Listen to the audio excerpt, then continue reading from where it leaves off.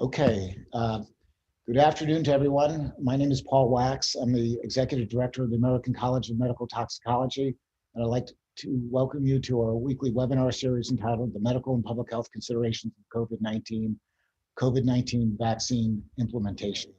Next slide. Good afternoon to everyone.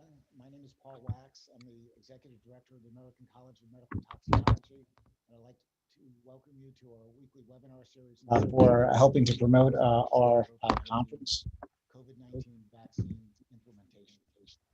Next slide.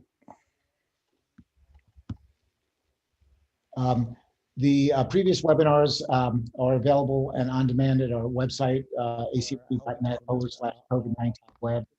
And this webinar today will also be recorded and will be available for broadcast starting on Friday, and all the registrants today will get an email about that on Friday. Next slide.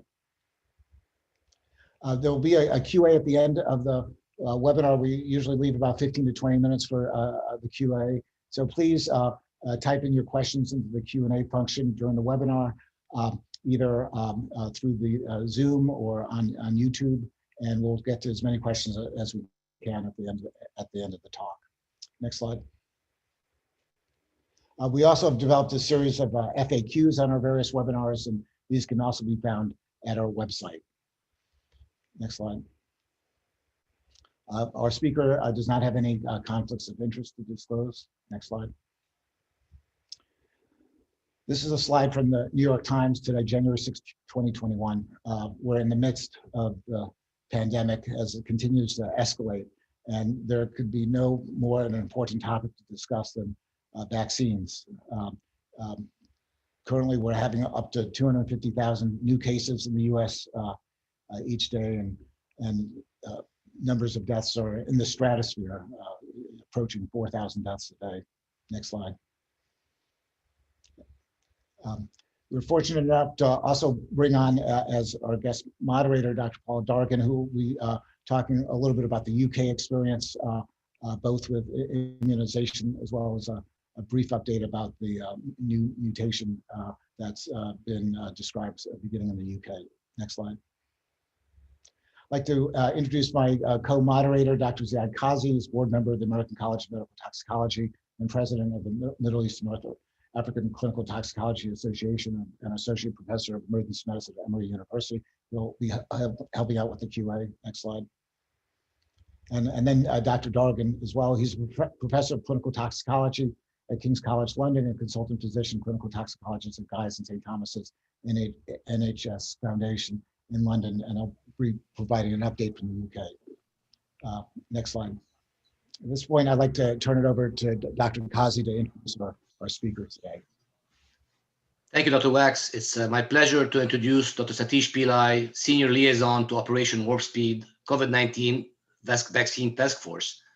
Dr. Pillai is also the Deputy Director of the Division of Preparedness and Emerging Infections at the National Center for Emerging and Zoonotic Infectious Diseases at the US CDC. I've had the pleasure of working with Dr. Pillai almost a decade ago on a different type of emergency that related to radiation.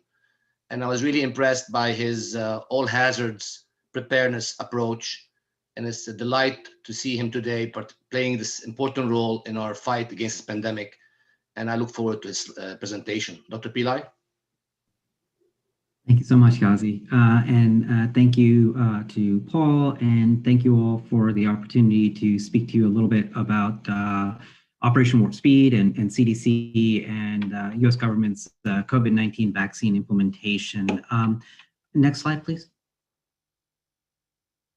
So I'll just start by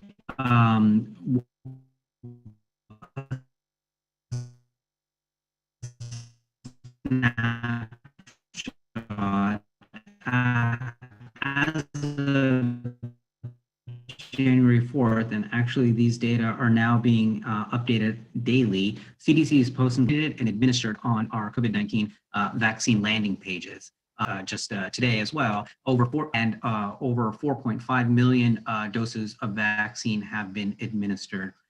Considering that the Food and Drug Administration emergency use authorization was first issued about 17 days ago, it's rather remarkable to see that we have already begun vaccinations and reached this many Americans. And we're hopeful that these numbers will continue to increase at an increasing number or increasing rate in the coming weeks. Next slide, please. This graphic simply is to kind of represent that increasing kind of path of vaccination rates. As we know, as you've heard, initially doses are limited, and during that constrained supply period,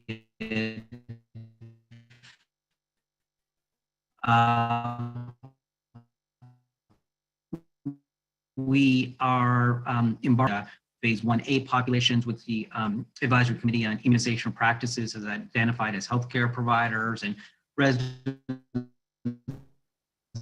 Dr. Pillai, we are having some audio issues. Long-term care I'm sorry to interrupt, but we are having some audio issues. Regarding, hold on, I'm hearing, can people hear me better now? Yeah, so we might have you actually switch to your phone. Would that be possible to do on your computer? Hold on. Let me try. Can you hear me better now? Yes, let's try it for now, and we'll see if the audio continues to work okay. Okay, so as I was saying, this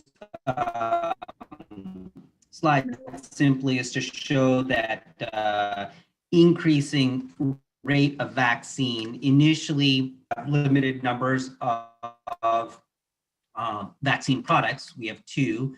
We anticipate with additional clinical trial data, potential additional vaccines coming online, and there's also production of the existing vaccines, and numbers increase. The phases will, we will move from phase 1A, which is healthcare providers and long-term care facility residents, to phase 1B, which are older Americans, 75 and older, and frontline essential workers, and then moving into 1C, which is individuals 65 to 74 and persons aged 16 to 64 with high-risk medical conditions and other essential workers. Subsequently, we anticipate in phase 2 of our vaccine campaign reaching the general public. When we have sufficient supplies to meet demand and supply, we will increase our access to vaccine to multiple points of administration, ideally including pharmacies, clinician offices, and other points of administration. Next slide. Just, and next slide, please. Given your patient populations may have questions about mRNA vaccines, just briefly, like all vaccines, COVID-19 mRNA vaccines are being rigorously evaluated through clinical trials, and they're before FDA has issued emergency authorizations, they have had safety data monitored as well. While mRNA technology is new, it's not unknown, and they've been studied for over a decade. mRNA vaccines do not contain live virus and do not carry a risk of causing disease in the vaccinated person. mRNA never enters the cell nucleus and doesn't affect or interact with the person's DNA. Next slide.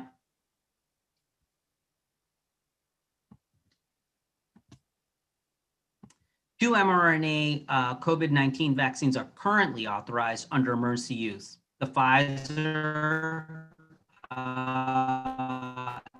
and Moderna vaccines. Both vaccines have demonstrated high, and amongst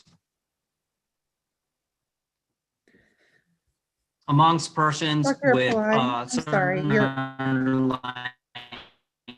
Dr. Pillai, your audio, I'm sorry, is still not working. Let's go ahead and switch you to your phone if possible. conditions. Both vaccines also demonstrate acceptable safety profile.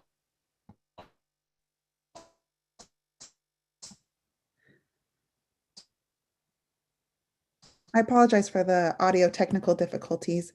Dr. Paul, let's go ahead And and are switch you to fairly your phone. reactogenic, particularly after. Yes.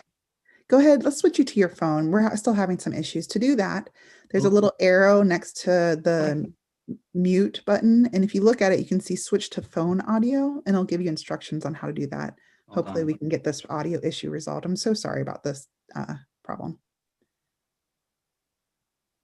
Okay. It's okay.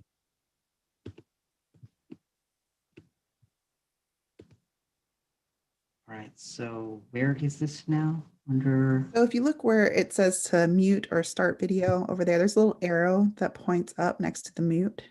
yes. And there it says switch to phone audio. Go ahead and click that. And that will give you instructions on how to dial in. Got it.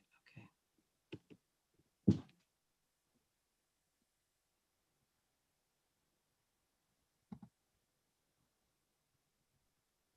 You will also want to leave computer audio to make sure that there isn't a bounce between the two once you get your phone connected.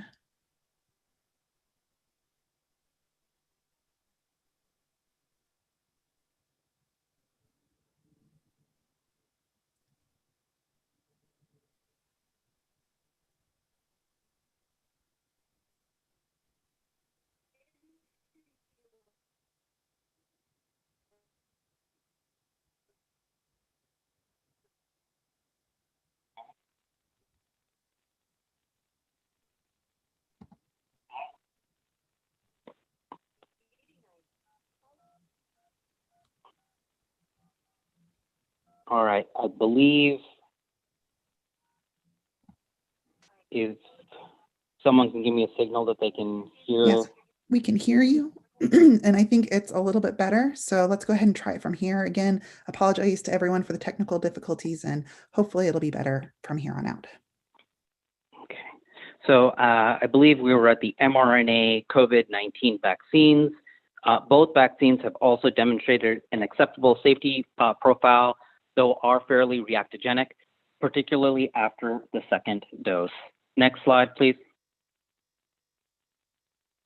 The ACIP has recently issued interim recommendations for the use of both vaccines for the prevention of COVID-19 in the United States. While the goal is to offer vaccines to every person who wishes to receive it, ACIP provides recommendations for the phased allocation of COVID-19 vaccine during the initial period of vaccine supply limitations. The Pfizer vaccine is authorized for persons aged 16 and older, while Moderna is authorized for those 18 and older. Both vaccine series consist of a two-dose administration intramuscularly. The Pfizer vaccine is a 3-week apart series, while Moderna is the two vaccines are 4 weeks apart. Either vaccine series may be used. However, they're not interchangeable with each other or other COVID-19 vaccine products. So the same vaccine product must be used for both doses. And mRNA vaccines should be administered alone with a minimum interval of 14 days before or after administration with any other vaccines, which is an important point as we consider concomitant administration during flu season and ensuring that we have appropriate windows between the administration of these vaccines. Next slide, please. Next, I'll review the consideration for vaccination of persons with prior SARS-CoV-2 infection or exposure. Data from clinical trials suggest that mRNA vaccines are safe in persons with evidence of prior SARS-CoV-2 infection. Vaccination should be offered to persons regardless of history of prior symptomatic or asymptomatic SARS-CoV-2 infection. And viral nor serologic testing to assess for prior acute or prior infection is not recommended for the purpose of vaccine decision making. Next slide. Regarding persons with known current SARS-CoV-2 infection, vaccine should be deferred until the person is recovered from the acute illness if the person had symptoms and criteria have been met for them to discontinue isolation. While there's otherwise no recommended minimum interval between infection and vaccine, current evidence suggests that the reinfection period is uncommon for at least 90 days after the initial infection. Thus, persons with documented acute SARS-CoV-2 infection in the preceding 90 days may delay vaccine until near the end of this period, if desired. Next slide. Amongst persons in the community or outpatient setting who have had known COVID-19 exposures, these individuals shouldn't seek vaccination until their quarantine period has ended to potentially avoid exposing healthcare personnel or other persons to SARS-CoV-2 during the vaccine visit. However, for persons residing in congregate healthcare settings, such as long-term care facilities, where exposure and transmission of SARS-CoV-2 can occur repeatedly and for long periods of time, residents with a known COVID-19 exposure may be vaccinated. And in these settings, healthcare personnel are already in close contact with the residents, for example, by entering the patient's room for evaluation and treatment, and should employ appropriate infection prevention and control procedures when administering COVID-19 vaccine. Residents of other congregate settings, such as correctional facilities or homeless shelters with known COVID-19 exposure may also be vaccinated in order to avoid delays and missed opportunities for vaccination, given the increased risk of outbreaks in these settings. However, where feasible, precautions should be taken to limit mixing of these individuals with other residents or staff, except those essential for provision of vaccine services, and who should be employing appropriate infection prevention control procedures. Next slide, please. Next, I'd like to review vaccinations in special populations. Next slide. mRNA COVID-19 vaccines may be administered to persons with underlying medical conditions who have no contraindications to vaccination. Clinical trials demonstrate similar safety and efficacy profiles in persons with certain underlying medical conditions, including those that place them at increased risk for severe COVID-19 disease compared to persons without comorbidities. The CDC COVID-19 landing pages have a list of disease conditions that may increase an individual's risk for severe COVID-19. Next slide, please. Persons with HIV, other immunocompromising conditions, or who take immunosuppressive medications or therapies may be at increased risk for severe COVID-19. Data are currently not available to establish vaccine safety or efficacy in these groups.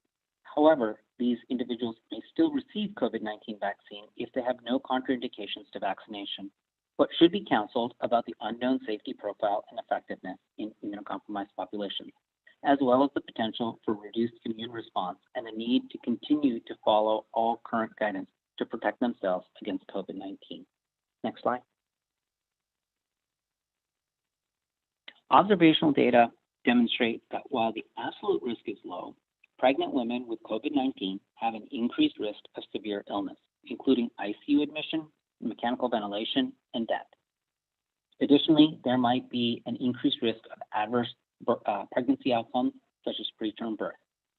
There are few data on the safety of COVID-19 vaccine in pregnant women. Limited animal developmental and reproductive toxicity data are available, and studies in humans are ongoing or planned. If a woman is part of a group, such as healthcare personnel, who is recommended to receive COVID-19 vaccine and is pregnant, she may choose to be vaccinated. A discussion with her healthcare provider can help her make an informed decision. Next slide.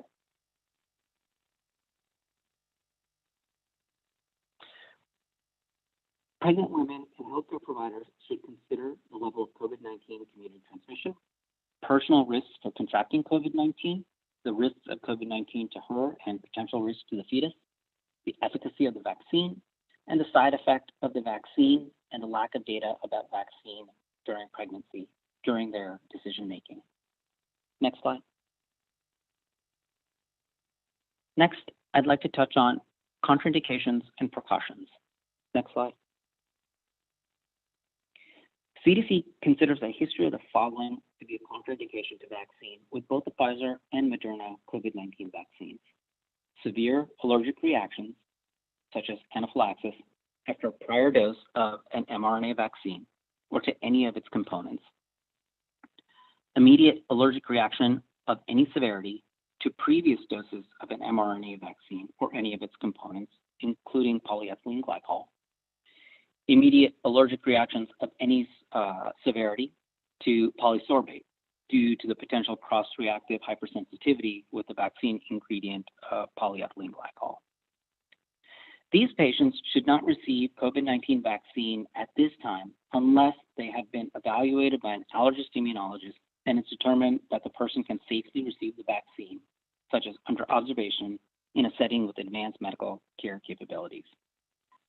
Persons with immediate allergic reactions to the first dose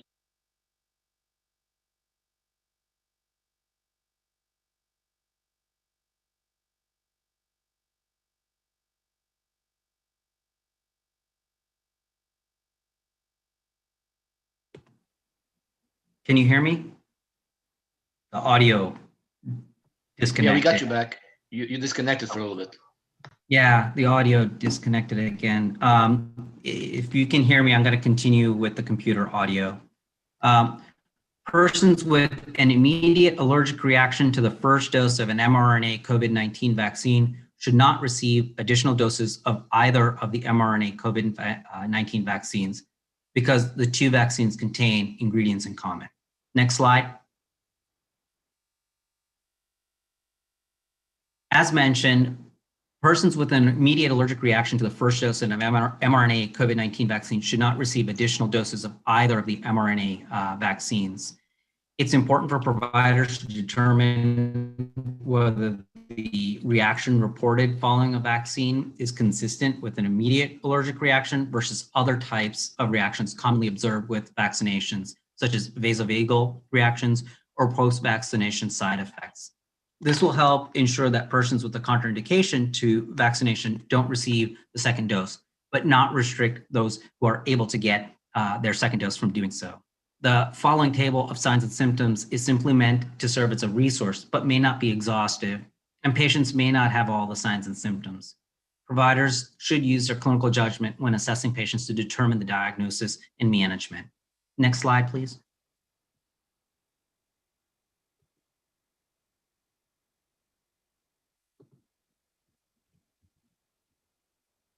CDC considers a history of any immediate allergic reaction to any other vaccine or injectable therapy, such as intramuscular, intravenous, or subcutaneous vaccinations or therapies not related to a component of an mRNA vaccine or polysorbate as a precaution, but not a contraindication to vaccination for both the Pfizer and Moderna vaccine. These persons should be counseled about the unknown risks of developing a severe allergic reaction and balance these risks against the benefits of vaccination. Deferral of vaccination and/or consultation with an allergist immunologist may be considered until further information on the risk of anaphylaxis is available. Next slide. The following considerations can be used to help the provider conduct a risk assessment of mRNA COVID-19 vaccine in these individuals. The risk of exposure to SARS-CoV-2 because of residents such as in a congregate setting, risk of severe death, a disease or death due to COVID-19 because of age or underlying medical condition.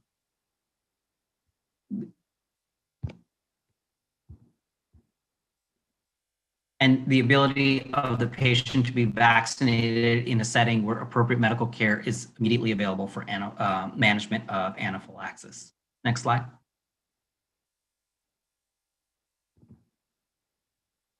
Allergic reactions, including severe allergic reactions, not related to vaccines, injectable therapies, components of mRNA COVID vaccines, such as polyethylene glycol or polysorbates, such as food, pet, venom, or environmental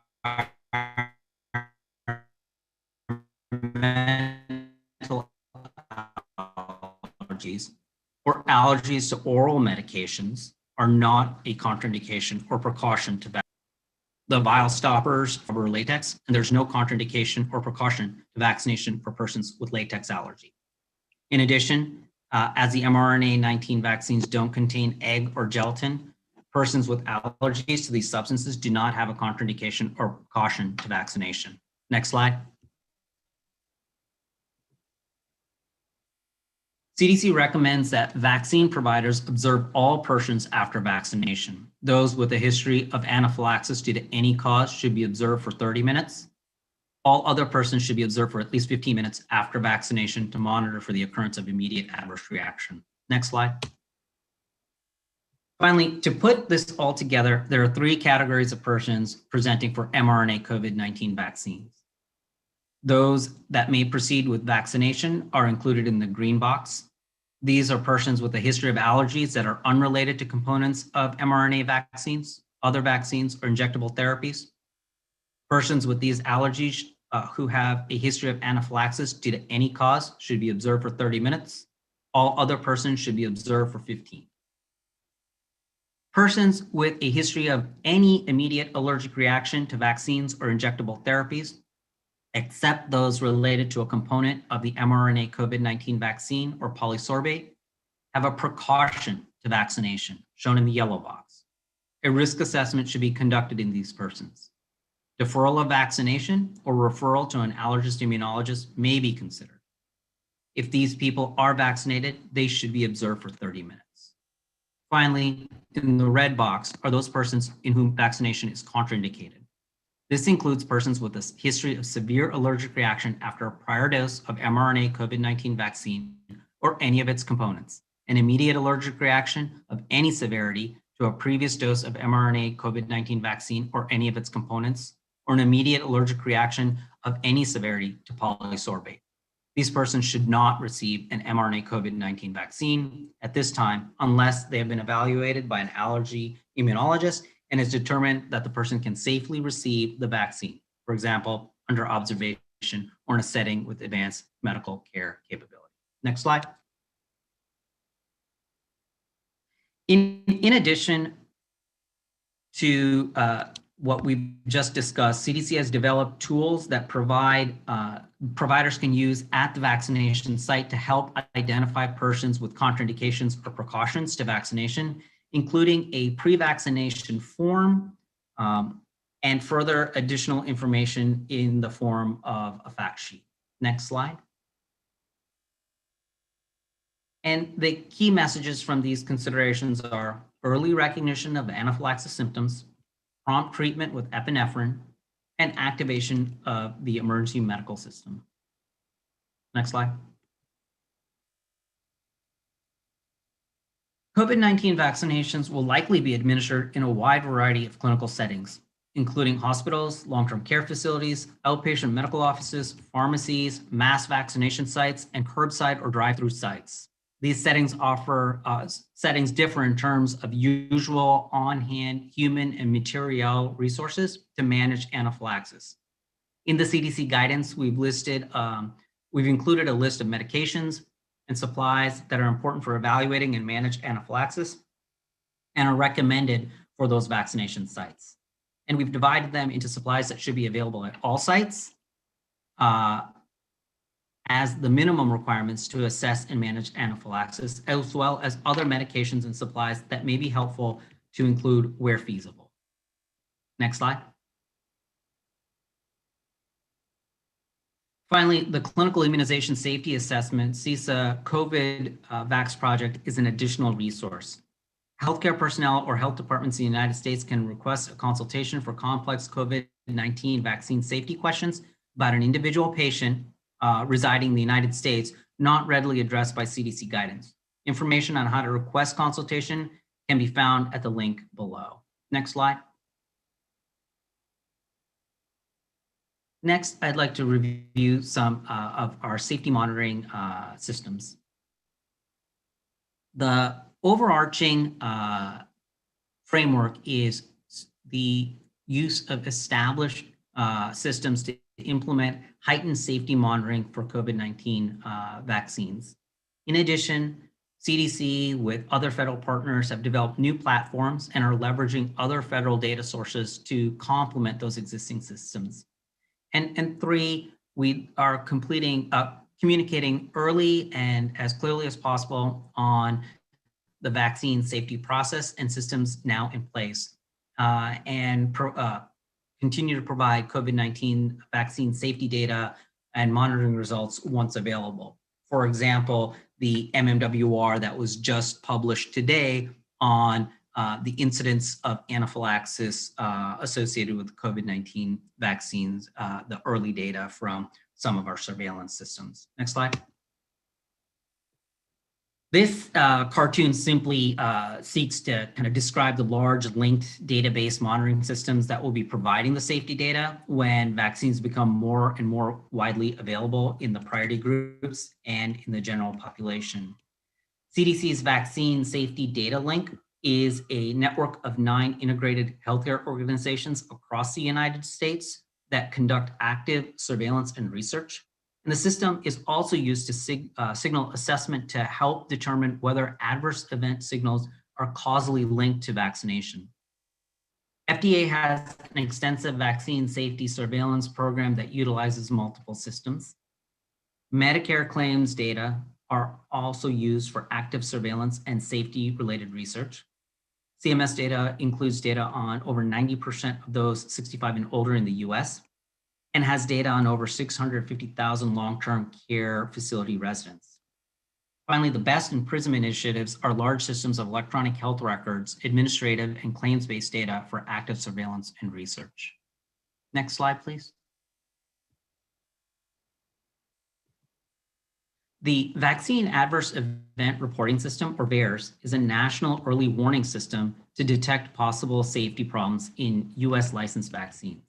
VAERS is also co-managed by the CDC and FDA and accepts and analyzes reports of adverse events and possible side effects following vaccination.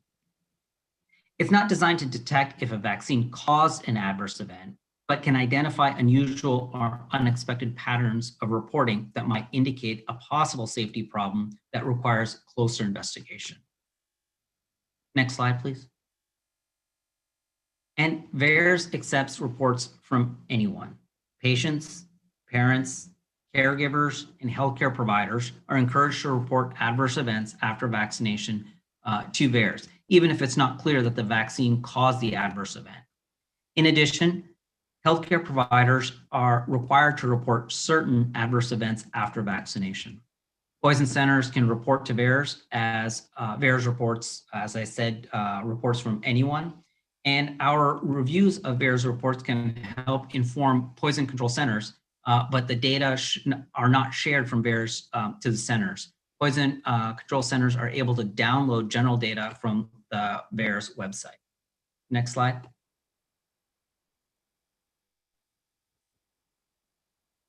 One of the main limitations of the VAERS data is that it can't determine if the vaccine caused the reported adverse event, as I'd mentioned. The limitation has caused confusion in the publicly available data from VAERS Wonder, specifically regarding the number of reported deaths. There have been instances where people have misinterpreted reports of death following vaccination as deaths caused by vaccine. And that's not accurate. VAERS accepts all reports of adverse health events following vaccine without judging whether the vaccination caused the adverse health event. Some reports to VAERS represent true vaccine reactions. Others are coincidental health events not related to the vaccination. And again, a causal relationship can't be established using information from VAERS reports alone, and simply serves as a prompt to conduct further investigation. Next slide, please.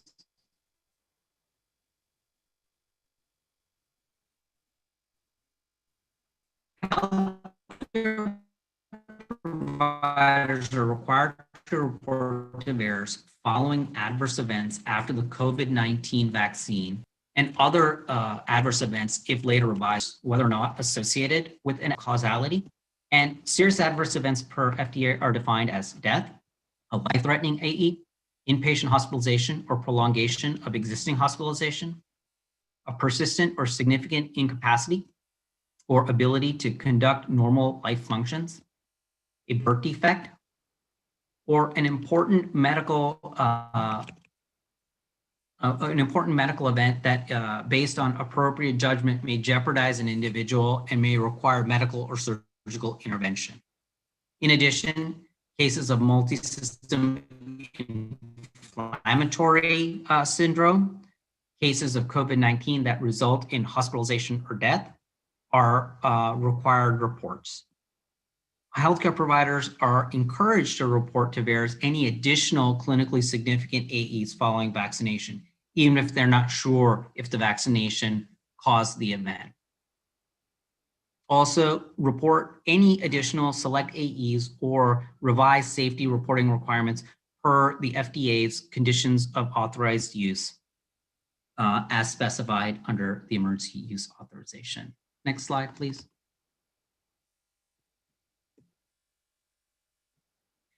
Finally, I just want to briefly talk about, in terms of safety monitoring, an active safety system. While VAERS is passive reporting, we encourage providers to help patients enroll into vSafe, an active safety monitoring system for COVID-19 vaccines, to stay updated on individuals' vaccination status.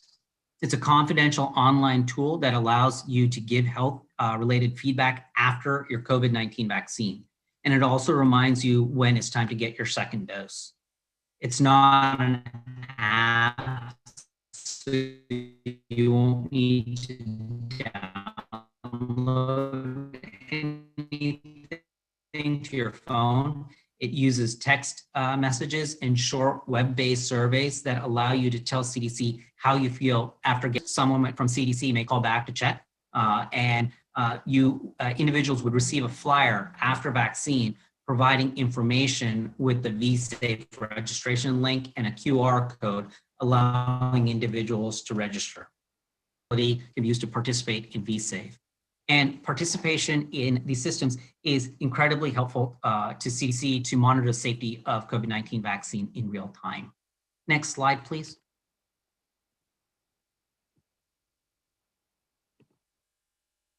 During the first week following vaccine, vSafe sends a text message each day to ask how the vaccine once a week for up to 5 weeks. Questions vSafe asks take less than 5 minutes to answer. And when an individual needs their second dose, vSafe provides a new 6-week check-in process so individuals can share their second dose experience as well. There is additional check-ins at 3, 6, and 12 months after the final vaccine dose. Next slide, please. And this simply describes a little bit more about what vSafe is and asking healthcare providers to, if at all possible, encourage their patients to enroll in vSafe and review the information sheet that accompanies the vaccine. The CDC has also created an electronic version of that document, so you can read about it prior to administration of vaccine. Next slide. So I'll conclude by just saying that we all have a role to play in this immunization campaign. So public health partners with safety monitoring, such as the CDC, are promoting participation in vSafe, promoting reporting into VAERS, and communicating with partners such as you on issues regarding the vaccine, including efficacy and safety. And healthcare providers being able to participate in vSafe yourself when you get vaccinated, being able to describe your own experiences, encouraging our patients to participate, as well as reporting into the more passive systems such as VAERS, and being able to communicate clearly with your patients on vaccine safety and efficacy issues. Next slide.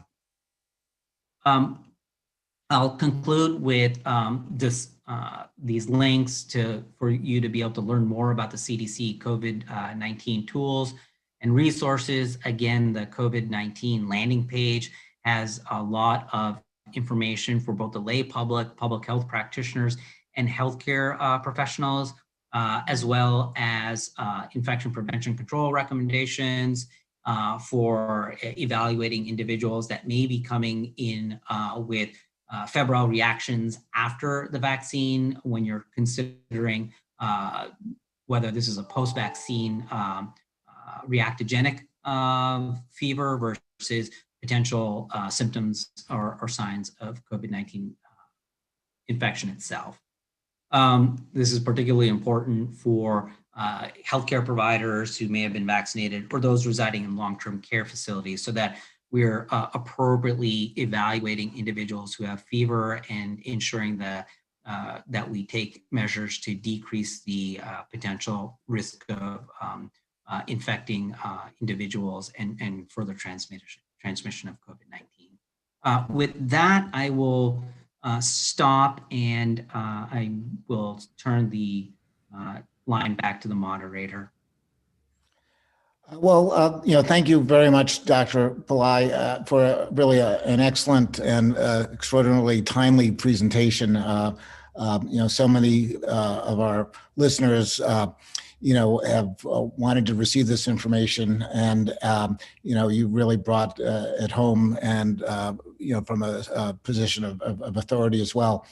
So thank you so much. I would also like to just make a note to those who are attending today that Dr. Pillai is actually broadcasting from Washington, D.C. So, many of you know that right now Washington is chaotic, and that may be some of the cause of some of the audio issues. So please excuse the audio. We're doing our best. So our next speaker actually comes from London, England, Dr. Dargan. I think we have pretty good audio with London right now, and he'll give a brief update about vaccine from the UK. Thank you very much, Paul. I'm literally only going to talk for a minute or two in terms of the current situation in the UK. We've had a really significant surge in COVID cases in the UK in the last month to 6 weeks, and with an estimation that 2% of the UK population are positive. So the vaccine can't have come at a better time. We've had a huge increase in hospital admissions in the last month, exceeding the March-April peak, and we're starting to see an increase in deaths, and went into a national lockdown earlier this week. A lot of this has been driven by the new UK variant that many of you may have heard about. In the UK, about 8 to 10% of all COVID cases undergo genome sequencing to look at genetic mutations over time, and there have been dozens of mutations detected over the last year, not just in the UK, but in other areas of the world as well. The current variant of interest was discovered about 2 months ago, the B117 variant. It appears to be increasingly transmissible. The R rate is probably about 40 to 70% greater than the standard COVID strain. Although the preliminary clinical data suggests that disease severity is relatively similar in terms of hospital admission and case fatality. PCR testing, and importantly, the antigen-based lateral flow testing, appears to be unaffected. And there's uncertainty over vaccine effectiveness, but the general feeling is that it's likely that the vaccine will be as effective against at least the UK variant, although there is some question as to one of the South African variants in terms of vaccine effectiveness. In terms of where we are from a vaccine perspective in the UK, the Pfizer vaccine was licensed in the UK in early December, and vaccination started on the 8th of December. We also had licensing of the Oxford AstraZeneca vaccine a couple of weeks ago, and that is an adenovirus vector vaccine, so not an RNA vaccine like the Pfizer and Moderna vaccine. It's a vector vaccine, and vaccination started with that earlier this week. The advantage of that is that it doesn't require cold storage, and so community administration is likely to be much more effective. Mass vaccination is underway. About 1.5 million vaccinated so far, with a plan for 25% of the population to be vaccinated by mid-February, with a similar sort of priority list that Dr. Pillai presented for the US, with care home residents first, and then the elderly and healthcare professionals and those with comorbidities as the next layer and let's target. The other thing I just wanted to briefly mention is that there's been a pragmatic decision by the UK regulator in the last week or two to prioritize the first dose, so that to try and increase vaccination at a population level.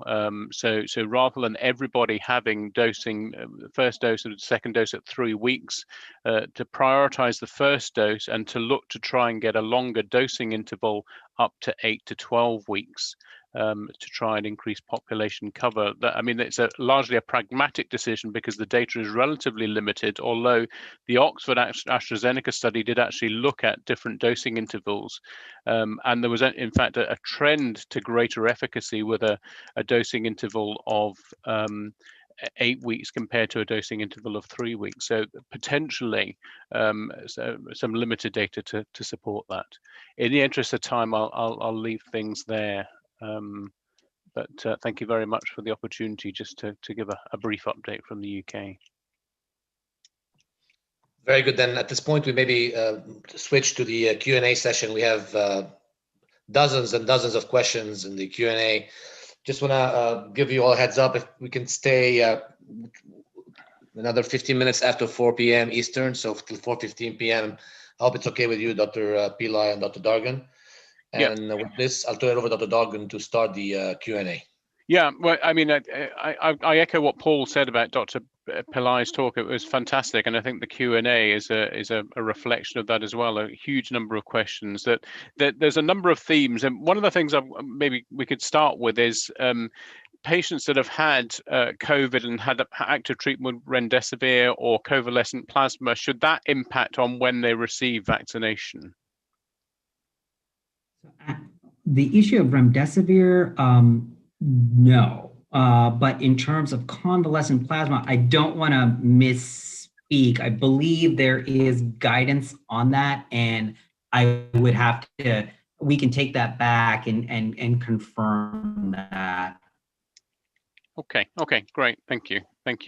And maybe to some extent kind of linked to that, and do you know whether there are data to look at the efficacy of natural immunity versus vaccine-related immunity? And what are your thoughts in that regard? That is, I think the bottom line there is we don't have enough data on that. It's an area of ongoing investigation and interest. The rationale for continuing to offer vaccination to those that have previously had either symptomatic or asymptomatic infection is a acknowledgement that we don't understand the durability of vaccine. However, the earlier slide where I said it could potentially be deferred up to 90 days for individuals, kind of a nod to the fact that we believe that there is some durability for at least that 90-day period. But beyond that, I think we need more data, more time. Okay, great, thank you.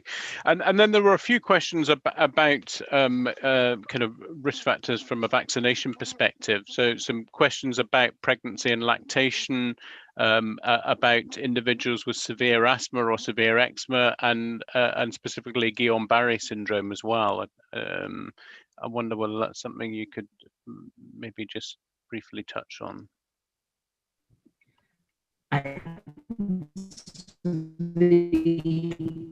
Again, one of the challenges is the immunization or the involved pregnancy or individuals that were known to be pregnant at the time of vaccine. So this is a area that, as I said during the presentation, is a shared decision-making between the patient, the pregnant individual, and their provider. The issue of and what was the first question, sir?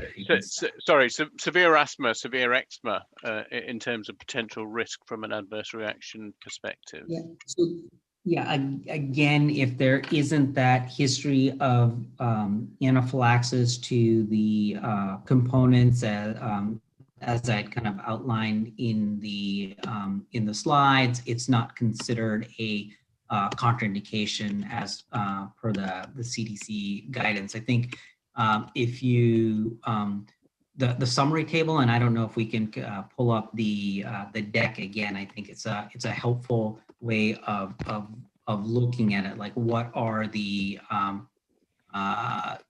absolute kind of contraindications? It's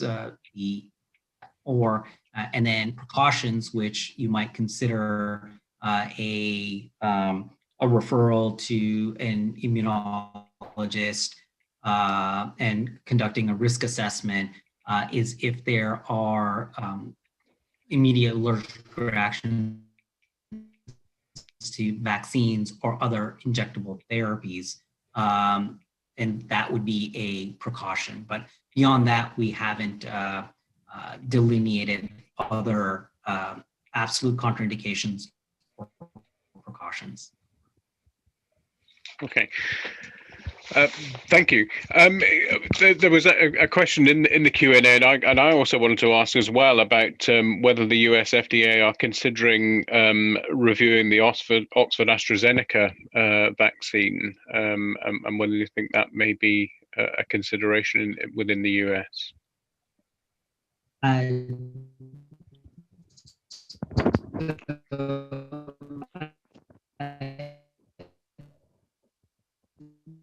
Sorry, Dr. Pillai, you're breaking up again. Unfortunately, your audio. So I don't want to speak on behalf. Operation Warp Speed has had multiple. Sorry, can you hear me? Hello. Hello. Hello. Yeah, that's better. We can hear you again now. Okay. Yeah. So not wanting to speak on behalf of my FDA colleagues. All I would say is that the AZ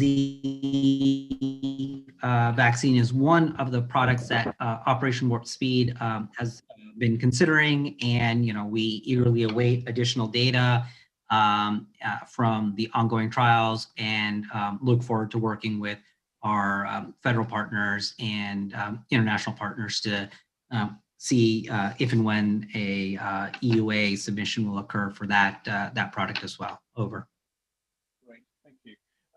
There were questions about what your thoughts were about a one-dose strategy versus a two-dose strategy. So whether you feel that there could be consideration of a one-dose strategy to try and increase the potential for population level administration versus the two-dose strategy for which the data is obviously available. It's definitely I recognize that that's a question that has come up quite a bit, and I believe the UK has taken a position on that. Again, wanting to, and I will say that there are some there's at least one vaccine product that is a one-dose vaccine series, but of the two products that currently have emergency use authorization, FDA released a statement, I believe it was on Monday, that reiterated that the U.S. government FDA position is adhering to the conditions of use for the Pfizer and Moderna products, which is utilization of both doses. So the U.S. government position right now is that is how these vaccines should be administered. Okay, great. Another question I can just see has come up about sort of something a bit more technical. Is there any evidence of reverse transcriptase synthesizing complementary DNA from the mRNA in the vaccines? And if so, what are the clinical implications? I don't know the answer to that. Okay. That is a fascinating question, and I will have to decline because I don't know the answer to that. Okay, great, thank you. Is weight a factor in dosing? There have been a couple of questions that have asked about weight and dosing from the perspective of obesity. It's not a factor. It's where it is a factor is in the gauge of so this is more on the operational side of the house, but one of the things that Operation Warp Speed has done is also help develop ancillary kits to ensure that as we push out vaccine, we're also pushing out the needles and syringes that are required to administer vaccine. And based on body habitus and sex, there are tables, I believe, in the emergency use authorization documents themselves that talk about the appropriate needle length that need to be used for based on the size of the patient, but not necessarily the amount of vaccine that is administered for the. Yeah, great, thank you. There were a question about can individuals after vaccination shed virus to others, and what data there are with regard to that from the published studies. So the two authorized vaccine are mRNA vaccines against the spike protein. So there would not be any virus shedding. Okay, great, thank you. So and then there were also questions that came up about. Are you there, sir?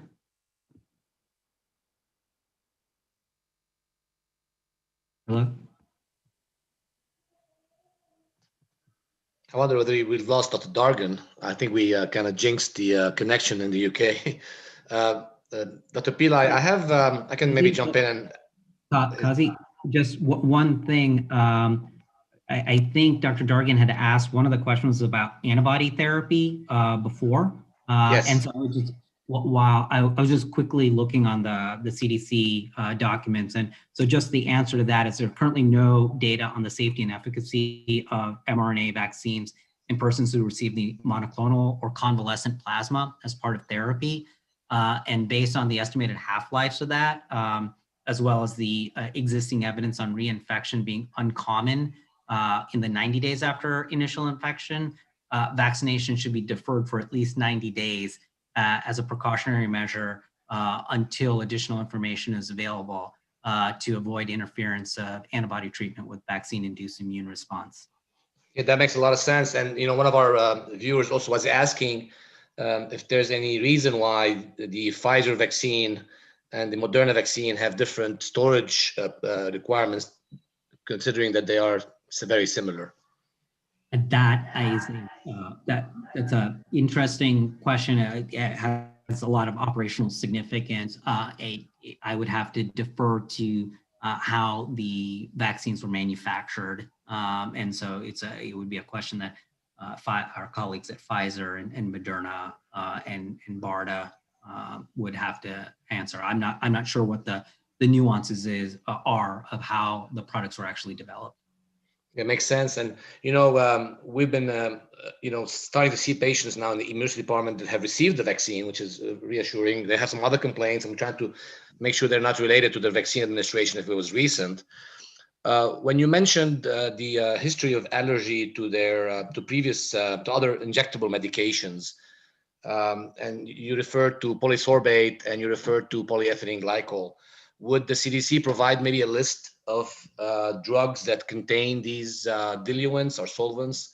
I think that will be helpful, or does such a list exist so we can assess whether this history of allergic reaction applies here? It's definitely something that we can take back because it's a great question. I'm sure most as a clinician or as a patient, it's difficult to kind of know what that necessarily means. I believe one of my policy colleagues is on, and it's definitely something we can take back to our clinical team and our communications colleagues. Now, one of our viewers was asking, related to this, will FDA or CDC provide the data on the current adverse events or effects that are being, reported or suspected? Is there a way to view these data in near real time or shortly after they are compiled or assessed? So I think one of the goals is to be able to transparently share information about the what is potentially associated, or we don't, as I said earlier, know causality, but that's as an example, the MMWR that was just published 2 days ago, that within 2.5 weeks, information regarding potential associations with anaphylaxis were shared. And I think that's the underlying intent of systems such as VAERS to be able to, as well as vSafe, which is to rapidly collect information as best as possible and get that information out. And again, not wanting to speak on behalf of my colleagues at FDA, one of the goals is for them, like as part of the emergency use authorization, is to be able to get information about safety and be able to push that information back out to partners. And then the other source of kind of information is the vaccine safety data link, which is like a collaborative of multiple kind of academic medical centers to kind of, again, get information about potential safety issues and share that information quickly with the broader public. Over. I agree. One of our viewers, Dr. Frank Walter from Arizona, was asking a couple of scientific questions that may require some consultation within CDC. But for example, the reverse transcriptase potentially synthesizing complementary DNA to the RNA, to the messenger RNA in these vaccines, and if that's something that's been looked at.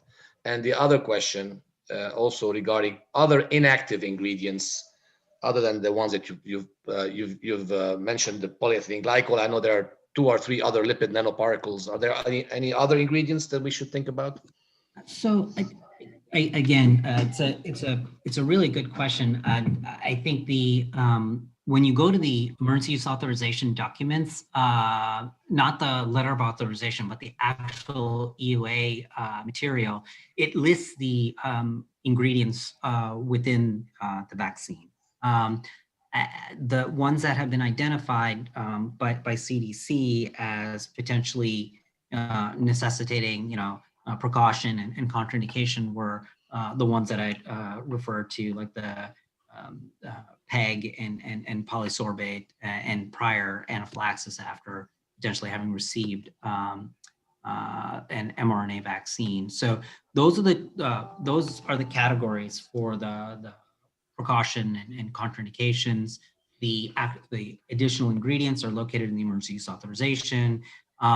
And again, I think it is a really good point, Kazi, to kind of go back and see if we can kind of, it may not be a comprehensive list, but examples at least of like what has PEG in it or polysorbate as an injection. And also appeasing people's oral formulation.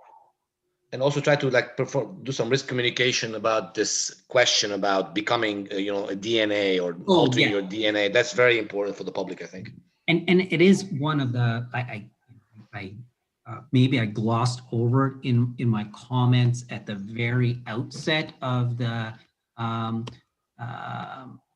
presentation, but it doesn't enter the nucleus. It doesn't affect or interact with the person's DNA. Again, one of the things that CDC does is when they do get, questions, especially repeatedly, and there is, concerns, we build out our frequently asked questions section. So it's like, if this is something that, again, it may be something that we can take back and add to the body of existing FAQs. Absolutely. I want to see if Dr. Wax has some questions in his queue, and I'm not sure if Dr. Dargan is back. So Dr. Wax, would you like to cover a few questions in your queue? No, I think Dr. Dargan is back at this point. I think I'll turn it back over to Paul for that, some remaining questions. And yeah, guys, Dr. Dargan, while you were away, I also looked up the question about Guillain-Barré just to make sure that I was tracking it. To date, no cases of GBS have been reported following vaccination among participants with, and this is again like as of today on the CDC website on the mRNA trials with Pfizer or Moderna. And with few exceptions, ACIP's general best practice guidance for immunization does not include history of GBS as a contraindication or precaution of vaccine. And the statement specifically is persons with a history of GBS may receive a mRNA COVID-19 vaccine unless they have a contraindication to vaccination. But as with anything, any occurrence of GBS following mRNA COVID-19 vaccination should be reported to the VAERS. Great, thank you. That's really helpful. I'm not sure what questions were covered while I was out, but one of the things I was going to ask was about storage requirements for Pfizer and Moderna, and why there's such a great difference between the two, and whether there was whether anyone knows whether Pfizer are re-looking at their stability, and there may be the potential for change in that regard, because it has such a significant impact in terms of practical rollout. So it did come up, and I know, but it's a really good question. And what I mentioned earlier was, as you said, there are operational impacts, and I would have to defer to our colleagues at BARDA or at the manufacturer itself at Pfizer for their plans for additional kind of stability assessments. Great. There's one really good question that's just come into the chat about if a patient tests positive and symptomatic before the booster date, should that impact the timing of their booster, and should they still get the booster? It's so going back to the it is a interesting question, and I'm sure that is one that is kind of increasingly, especially as we're having surge of cases. The